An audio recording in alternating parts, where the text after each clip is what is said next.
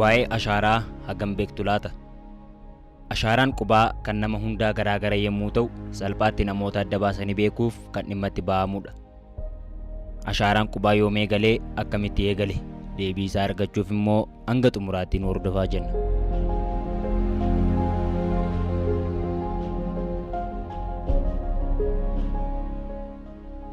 Akka lakkoofsa Awurooppaatti caamsaa tokko bara 1901 Wiiliyaam Weest kan jedhamu lammiin Ameerikaa bifaan gurraacha ta'e tokko mana amala sirreessaa Leavenworth irraa gara mana amala sirreessaa Ameerikaa seene.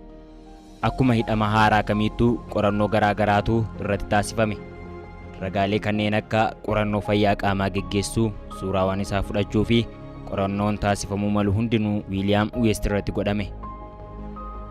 Ragaan eenyummaa Wiiliyaam Weest ibsu kunis kan hidhamaa biroo Wiiliyaam Weest jedhamu waliin wal fakkaataadha. Warreen ragaa qorannoo sana geggeessaa turanis wanti Wiiliyaam dubbachaa ture baay'ee bitaatti galuu hin oolle sanumarraa ka'uun fala dha'uu jalqabani. Baay'ee kan nama dinqu namoonni kun lamaan maqaan isaanii Wiiliyaam Weestii fi Wiiliyaam Weest kan jedhaman yommuu ta'u, lamaan isaanii mana hidhaa Leavenworth irraa gara mana hidhaa Ameerikaatti kan ergamanidha. Baay'ee kan nama ajaa'ibu ammoo namoonni kun lamaan firooma hin qaban. Haa ta'u malee bifti isaanii, dheerinni wajjaa isaanii, dhaabbannaa fi qaamni isaanii kamuu baay'ee waan wal fakkaatuuf namoota kana lamaan garaagara baasanii beekuun waan hin danda'amnedha.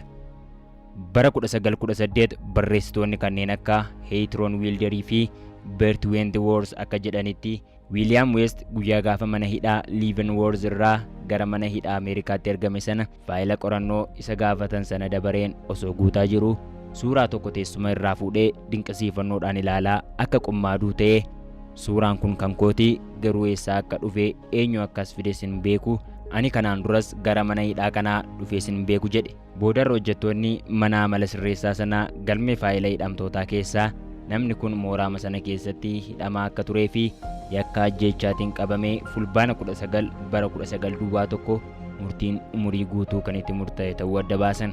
Haa ta'u malee ammas qormaati jabaan jara lamaan ijaan ilaalanii adda baasuun hin danda'amne.